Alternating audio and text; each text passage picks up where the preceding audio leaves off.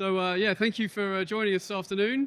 We have a few more people coming in. So I'm John Abbott, CEO and co-founder of Threataware. It's a cyber asset management platform designed to ensure your cyber hygiene is absolutely perfect. And I'm joined by Clayton today, who I'll leave to introduce himself. Yeah, Clayton Kruger. I work for a company called the Census Financial Industry Space. Role as a security architect. Brilliant. I think we're all aware that the level of sophisticated attacks and the number of sophisticated attacks has increased dramatically over the past 5 years. Everything from zero-day attacks, fireless malware, the list goes on. The impact of these attacks is absolutely staggering. I mean, if we think about that SolarWinds attack, what was that? I think it was like 80 million that cost just for that attack alone. Is there any that sort of you've really focused on when you think about those sophisticated attacks? Yeah, I mean, the SolarWinds one always comes to mind because that's so scary. The supply chain. It's like one in thousands done. But I think another good example of one is another unnamed financial services firm that had an issue with their cloud service provider, actually a cloud WAF. And it wasn't necessarily the WAF, it was misconfigurations that were exploited by a cloud provider insider. How do you defend against that when you have someone that has very intimate knowledge of the infrastructure you're running on, Yeah, exactly. It is really difficult. And obviously, as these, as the cyber gangs, when they're actually doing ransomware attacks, they're generating a lot of money, and that money is going straight into developing more and more advanced, sophisticated software. I mean, it's a colossal problem. It's ever growing, but it does make you think, though. We've got all these sophisticated attacks, and yet this casino alone got broken into through a phishing email. And there was obviously we had the Marks and Spencers in the UK. That was another scatter spider attack. That was through them phoning the service desk and then tricking them into giving them the admin's password. Now, I don't know if it's just me, but I wouldn't really call that a sophisticated attack. Yeah, definitely not. And being in the industry so long, I get a little jaded about how sophisticated or not sophisticated. You see enough of it where you just know it's going to happen. But things like that, they're exploiting the weakest layer. The layer 8. They're using social engineering to get in the door. Regardless of how strong your technical controls are, that's where they're going to get their toehold. Is they're going to beat up somebody in person on the phone, and get in the door. Yeah, definitely. And I think people forget that these very organized, criminal organizations, they operate like businesses. So they really care about their profit margins as well. So they're not going to bother spending a long time and creating really sophisticated tools if they can just phone someone up and get them to change the password. Why would you? Oh, yeah, definitely. It's, you do not want to be the lowest hanging fruit here, because that's what they're going after. If they have to put in any bit of effort, they're just going to move on to the next one, because there will be a next one they'll get very easily. Yeah, the classic, does that house have a burglar alarm type of situation. So really, when you think about it, sort of the way I'm starting coining this is it's the Cybersecurity Sophistication Paradox, which is thinking that we are basically spending about 80% of our time trying to solve the sophisticated attacks, when in reality, they're only about 20% of those attacks. And when you look at those sophisticated attacks, it is about, it's all of those, they start with a really basic attack method at the beginning. What's your thoughts on, is this actually a problem? Am I onto something here, or am I barking up the wrong tree? Yeah, I think you are. Most of us in the profession, we spend our days with our hair on fire. We're reading the new article that comes out. We have our CEOs or CISOs are coming to us saying, "What about this? What about this?" And you have to be reacting to that so much. You sometimes lose focus of what the fundamentals are, and spending, like you're saying, spending the 80% of your time fighting something very specific and probably short-lived, and kind of losing the vision of the forest, staring at a singular tree. Yeah, definitely. I think it's obviously everyone sort of always really worried. If you think about the news, all of the terrible stories that you hear all the time, you think that everything's falling apart, but it's because you've got your mobile telling you all these articles all the time. And I think it's the same situation with cybersecurity. I actually got Claude to do a little bit of work, and I asked him to research all of the Black Hat talks that are happening over these 2 days. And 75% of those talks were focusing on sophisticated attacks. I mean, some of them are talking about quantum computing going to be breaking through encryption. Now, I don't know if it's just me, but I don't think that we're going to be the ones that are going to be solving that problem. So do we really want to be devoting our time into that? Yeah, like I was saying earlier, like with that breach of that one institution, like there's almost nothing you can do at that point other than detect it and then respond to it. You can't protect against someone that has that level of sophistication, that kind of insight, that kind of foothold already. Your best guess is, or your best bet is to like keep everyone else out. The ones that are just doing ransomware and trying to get a quick check, get you to write a check, compromising. Yeah, definitely. So what's the sort of the best way that you go about trying to educate your team and the wider business to start focusing on the basics? How do you break this cybersecurity sophistication paradox? It's I'm very much a fundamentals guy. Like if you're going to do something, do it well, do it completely. Don't do 90% implementation. Don't implement it and then move on and leave it to get dusty in the quarter. Like revisit it, spend your time on things that matter, which are the fundamentals, and keep revisiting those because those are the cornerstones. You can build up and buy, again, all this great new stuff that's out here on the floor for AI and advanced threats, but you're going to be wasting a lot of money because that's not what you're going to get hammered on first. You're going to get hammered on somebody clicking a phishing email, a EDR not at an endpoint, things that are very simple, table stakes, hygiene things you should have as a security professional in your stack. Yeah, exactly. So so let's dive a bit deeper into that. So one of the first things you were mentioning was the visibility. So how do you actually go about getting your team to really focus on that key problem of visibility, which people sort of throw around all the time? How do you actually do that? Yeah, visibility is key, and CIS controls, number one, asset management. You got to know what you have so you know what to protect. Because again, if you deploy a control and it's only protecting 80% of your stack, well, that's good, but again, you're probably wasting your time a little bit. So we really, again, focus on making sure we have a comprehensive view of what it is, what we're trying to protect, and then with the controls we feel are important, our foundational controls, really hammering home that it's there, they're running, they're working, they're providing the value that they should be providing. Yeah. So so when you're sort of like practically doing that, what sort of sources are you looking for to establish what your world looks like? What data sources are you typically connecting into? Yeah, at least for us, and I'm sure a lot of other, asset management is a very sore topic. It's, you have tools that help populate it, but, a lot of it, end of the day, kind of gets to be tribal knowledge, people telling you what you need to connect into. But, you have your common things like your Active Directory or Intune, any of your CSPM tools that might tell you what stuff you have in the cloud. You can get these tools and they'll tell you what you have, but the problem is that you don't know if there's infrastructure adjacent to it that's not connected. And so, that's really kind of the tough spot, is knowing where the groups of your infrastructure's at, because the tools are there to tell you what's in it, but sometimes you just don't know where these little, circles of infrastructure are at.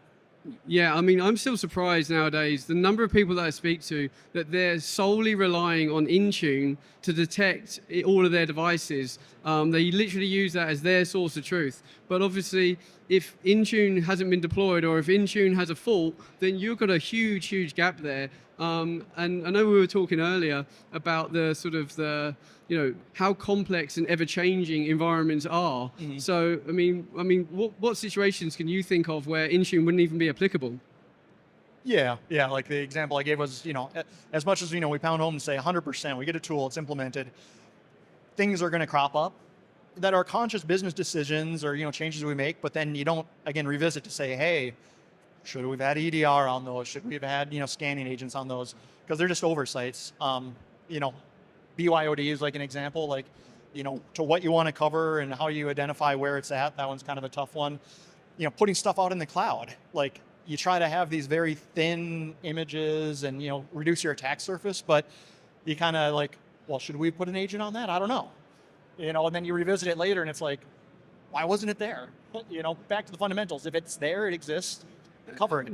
Yeah, definitely. And I think it goes back to one of your points about striving for that 100% and not accepting anything. If you have determined that you have to have EDR on everything, then you have to have it on everything without exception. Mm-hmm. So where people are living in those silos, and if they're thinking that, okay, Intune's looking great, then you create that false sense of security. It is literally the epitome. We bank off of that all the time, where again, a hot new vulnerability comes up and it's like, okay, it's going to take 48 hours to get a patch. What are our mitigating controls? Oh, our EDR has a signature for that, or a heuristic. Oh, well, the system that's going to get popped by it, the one that doesn't have EDR. It's your gap. Yeah, exactly. The one without EDR. And so if you are thinking that, the Intune is your sole world, then you then get into that full sense of security, and so then you don't bother trying to look for other sources. So you must be connecting in all those different data sources. Your AWS, your Google Cloud, anything that is accessing corporate data, you need to be verifying. Mm-hmm. So when you're if you're like striving for great cyber hygiene, how do you typically do that? But I guess before we even go there, what would you even describe cyber hygiene as? Yeah, again, having your base controls, the things that, again, like I said, are the table stakes, the things that you should be doing as an organization, like EDR and scanning and all these things. But the hygiene is doing it effectively, doing it comprehensively, making sure that it is out there pervasively. There's no little dark corners of the room. You're really trying to continually revisit it to make sure that you're not missing something because it was missed up front, or someone added some infrastructure after the fact that never got pulled in. Yeah. So when you're looking at that cyber hygiene, so we're talking a lot about having those agent-based tools. You said, should we get an agent on it? Why don't people just, why don't they just get an agent, monitoring solution? That seems pretty sensible. You could get that deployed everywhere. What's wrong with that approach? The problem is that, I think a lot of vendors don't want to even tell you what agents you have running, because it can go against them. Like you're underutilizing your agents. It should cut the other way, that it's like, hey, there's gaps and that more should be covered. But I think the dirty truth is that they don't prioritize that kind of functionality, because you're going to look and say, hey, I'm subscribed for 6,000, I'm only using 5,000. So I think those. Ideally it would be there, but I don't think that is really the solve. You can't have, the fox watching the hen house. You need to have something else that kind of pulls together the picture and compares left to right to up to down, so it's not just one source of truth, but comparing multiple sources of truth. Yeah. So let's focus on, we just want to make sure that we are, defending against, because obviously even the zero-day attacks, lots of those can be prevented from the EDRs. But when you're trying to prevent, any of these issues and trying to get your controls in a really good place, it's a multi-team problem. It's not just going to be the security team. It won't even just be the infrastructure team. So how do you, in your organization, work to make sure that all these different teams that have to work together to solve this problem, how they actually do that? Yeah, I was actually out with my team last night, and we were talking, and they're like, oh, you do such a great job as an architect. And I'm like, I really miss being a technical person. I'm a bridge builder. I'm a communicator. I talk to people. I bring all these teams together. So this way, the security team is working in concert with the infrastructure team, working in concert with the networking team, working in concert with the business teams. So this way, people aren't afraid to bring things to you to let you know, again, hey, we're going to stand something up. Okay, let's have a discussion about how we should control that. And it's not a dark spot in the corner for us anymore, because everyone is working together and wants to share the information. Exactly, because you really want to get away from that situation which plagues most organizations, where they just try and throw it over the fence. So it's like security find the problem, they throw it over the fence to infrastructure, and then infrastructure try and convince security that it's not actually a problem. So yeah, how do you actually avoid that from happening? Because surely that's a key issue. Yeah, I mean, fortunately, unfortunately, and probably like most people, you probably had an incident that happened, and it's not just the security team that's working on the weekends, working over the holidays, getting pulled in. Like, all the teams around you feel the pain, so they are invested in it. They get it, and that's why they do want to help. But again, you need to be a good ally and supporter and not, be the one that's going to cause too much friction for them. And how does like high quality data fall into helping those teams to actually work well together to solve these problems? Yeah, I mean, we buy security tools for the security team, but you end up finding out down the line that there's value to the outside teams around us, where it's like they have some visibility issues with troubleshooting, and it's like, hey, we have a dashboard, we can let you see, or the other kind of CYA situation of security implements something and something breaks, they immediately point the finger at you. What we can do is we can use those tools and open it up to them and say, hey, you see what we see, let us know what problems you're having, use this data to help us, keep the systems up and running, as well as, adding value to you that you might learn things you may not see. And that sort of, bringing together of all these different data sources, whether it's your Qualys system, whether it's your EDR, whether it's your Intune, how sort of a modern way of working is that? Is that something you've been doing for like many, many years, or is this a sort of new kind of up and coming approach? I think it's kind of organically come up. I mean, again, you got to have good partnerships with teams, and that doesn't just happen overnight. You build a lot of trust with people, and they feel safe coming to you to know that you're not going to cause problems for them. Yeah. And that, again, that's a sign of a good team, being able to work together to have that trust where they're not trying to hide things. So if anyone is, in the audience and they're, maybe we've said a few things that's making them think, yeah, hold on, maybe my visibility isn't as good as I thought, or maybe my cyber hygiene, isn't, maybe I have been living in those silos. What would you say to people to sort of, to start them on that journey to, ask those difficult questions? Yeah, back to a point I made earlier, like you need to know what you're trying to protect. Asset management, it's never going to be perfect, but get a good starting point of it, and then work with the teams around you, have them talk to you and make sure they're not trying to keep you in the dark on new little infrastructure that's popped up here and there, so you have that common set. And then look at that, put out on paper, what are the controls that are most important to us? What are those, table stakes, the cornerstone controls, and start mapping them out and saying, we have 10,000 assets. Do we have, 10,000 deployments of EDR? If there's not, that's something you need to reconcile and really watch that. Yeah, and I think that's one of the issues is you need to be actually setting in goals for this type of stuff. You need to be having KPIs. You can't just say, oh yeah, let's make sure we deploy your patching system everywhere. You have to have those measures again. I think that's where that high quality data just comes in again, because you haven't got accurate data, then all the metrics are going to go wrong, and then that creates that horrible atmosphere where you're telling someone they haven't done something and it was actually the data that's at fault. Yeah, and even when there's good cooperation and you're staying on top of things, there's going to be changes. Machines get rotated in and out, things fall off, and so you need to have a process that you guys can closely work together with your peers to say, again, I see this 2% flux. I understand that's always that, but let's try to shore up the other 98% that should be there. Yeah, exactly. So just beginning to wrap up now, has anyone got any questions in the audience about anything to do with visibility, cyber hygiene, or anything else I want to ask Clayton or myself?